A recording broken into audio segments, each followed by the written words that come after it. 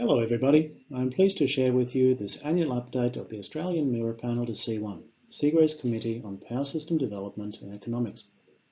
Before I begin, I would like to note that Sunday the 8th of November is commencement of NAIDOC Week, and I would like to acknowledge the Wurundjeri people who are the traditional custodians of this land from which I'm recording this presentation for you today. I would also like to pay respect to the elders past, present and emerging of the Kulin Nation and extend that respect to other Indigenous Australians who may be listening.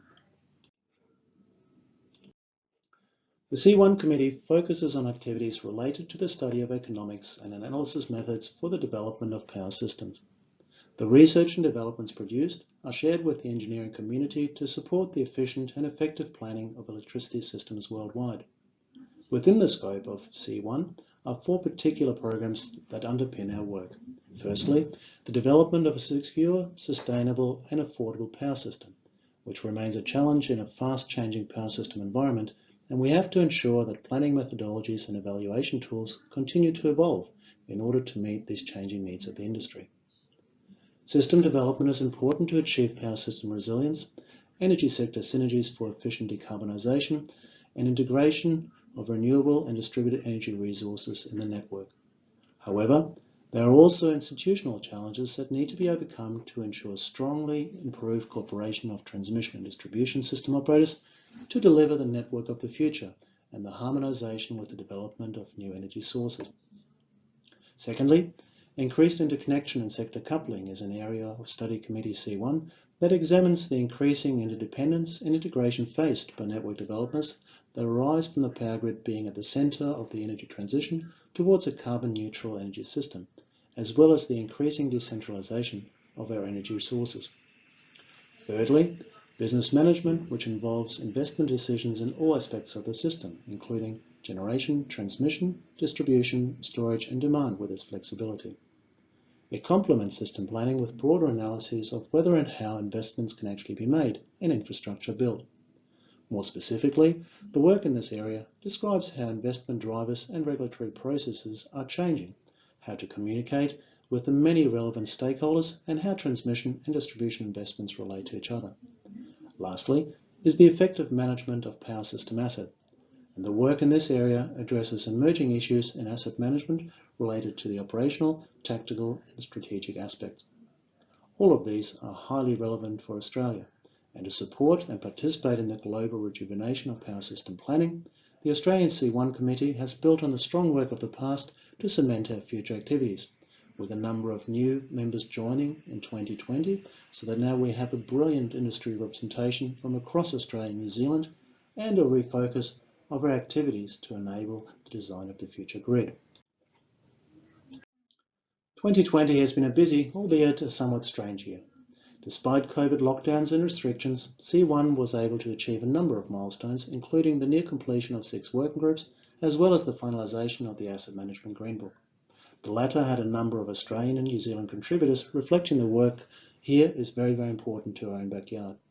The Green Book outlines the regulatory and utility context of asset management strategies, asset end-of-life management, strategic operational and tactical asset management philosophies, as well as including 12 case studies for practical explanation.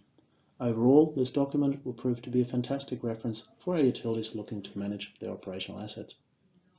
Also of help to the Australian transmission and distribution landscape is the work of the combined C1-C6 Working Group 37 that looks at the optimal transmission and distribution investment decisions under increasing energy scenario uncertainty. And if you have kept track of the records being set in South Australia and Victoria for the lowest demand ever, and the projections for ongoing distributed PV uptake, you'll understand why this is so important. The working group had 2 Australian members participating and contributing to this important work. All of the working group reports and eventual technical brochures are being finalised presently and publication by early next year, so keep an eye out for them. I know you will find these works extremely insight and valuable. Turning to the Paris sessions, which I hope you would have been able to enjoy as much as I did, it was certainly an unusual event. I'm sure many of you, like myself, had some late nights and early mornings over the 10 days bridging August and September. And for C1 it was also a time of change, with the incumbent chair, Constantine Stachis, handing over the office to Antonio Lisetto of Towner. Antonio has a strong background in development and international engagements, and the C1 group looks forward to his leadership in the years ahead. The Paris event was a great opportunity for strong engagement and exchange of ideas amongst C1 members. In addition to the main annual event of the C1 country conveners, the committee also held 4 breakout sessions, one for each of the focus groups that managed the specific areas of the group: system development, interconnection, business management, and asset management. At these sessions, we discussed proposals for new working groups that were then to be nominated at the annual meeting. We also hosted 3 preferential subject e-sessions on matters of power system resilience, sector coupling, and DER, with a very significant participation. Of particular interest to me were the 4 paper sessions, in which C1 showed off some of the strong contributions that Seagrey makes to advancing the research and development of power system planning methods on asset management strategies, and how we can apply sound engineering practices to the design of the future grid. Representation was strong from across the globe, and the Australian C1 panel also contributed, presenting the work done by the Australian Energy Market Operator to identify the renewable hosting capacity achievable in the national electricity market and the known and emerging challenges we face to achieve these. Finally, there were also the tutorial sessions, in which C1 presented the results of Working Group C139 on optimal power system planning under growing uncertainty. The tutorial explained some of these uncertainties that planners faced in making investment decisions and the tools and methods they implement to manage the same. The time went quickly at these e-sessions, and they seem to be over before you know it. But we're already looking forward ahead to the 2021 Centennial meeting and the commencement of some of the future working groups. The new working groups proposed at the breakout sessions were dominated by 3 main topics: power system resilience, increased renewable integration, and sector coupling. All of these require our attention, and the working groups agreed at the annual meeting reflect the interest and focus on finding practical solutions. In essence, it was proposed to create a dedicated international look at green hydrogen and power to gas. Relatedly, smart sector integration at the transmission system level, understanding that the electricity networks will be the basis for electrification of sectors. Somewhat less relative for Australia, a working group on offshore grids has been proposed and how these should be planned and managed. Exploration of effective network expansion and greater interconnection continues to also be a focal group point for the C1 work, again also considering how this will allow for greater sector coupling. With the publication of several operational resilience-related technical brochures, it is also time to consider how we can build resilience networks, ones that can be operated safely and securely during the energy sector transition. Developing an enabling framework for novel flexibility options, benchmarking and optimizing them across the supply and demand sector. The thinking behind these is certainly motivated through the preferential subjects nominated earlier, and that will continue to shape our thinking in the years ahead. If you have motivations to participate in any of these working groups, the C1 committee will shortly be asking for expressions of interest, and the nominated working group conveners will also be reaching out to bring together as broad and representative a group as possible. So stay tuned and join in or share the opportunities with your colleagues who may be able to contribute. Something that we continually run into during the C1 sessions and debates was the concept of power system resilience and similar reliability, which I wanted to touch on specifically. To put this into context, to date Seagrey has run a number of working groups across at least 3 different committees on the topic of resilience, that is C1, C2 and C4, and we have now proposed a further one to C1 on the same topic, which is also a preferential subject. In Australia, our EMO's Integrated System Plan has included a chapter on it. The Renewable Integration Study touches on it in the engineering strategy that is to be released by early next year, and the ESB and the Reliability Panel both are referred to it in their frameworks reviews and considerations over the past month.